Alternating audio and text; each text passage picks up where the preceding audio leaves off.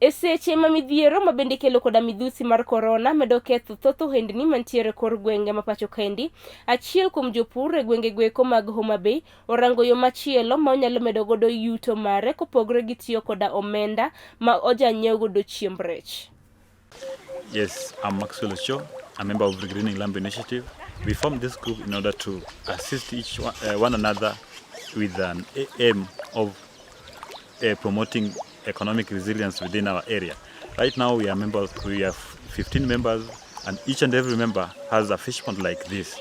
So the reasons why we are practicing this, because the cost of production for fish feed is too high, and we have alternative source of fish feed, which is the Kaliandra that we are using to supplement fish feed.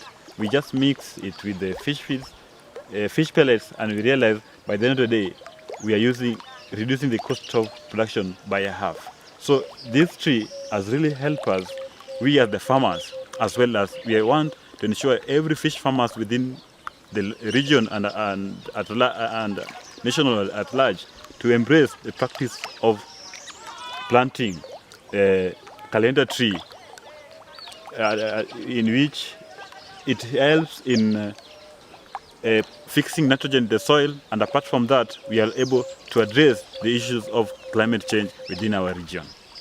In terms of the cost of production, how has the tree helped you in reducing the amount that you used to spend in buying fish feeds? Yeah, and basically this tree has really helped us in reducing the amount of that we could have used to buy fish feeds. Right now, the cost is reduced by a half. For example, if your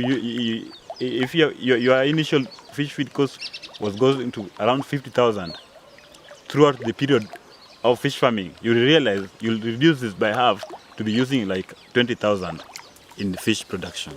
And how do you mix the feeds and the tree leaves?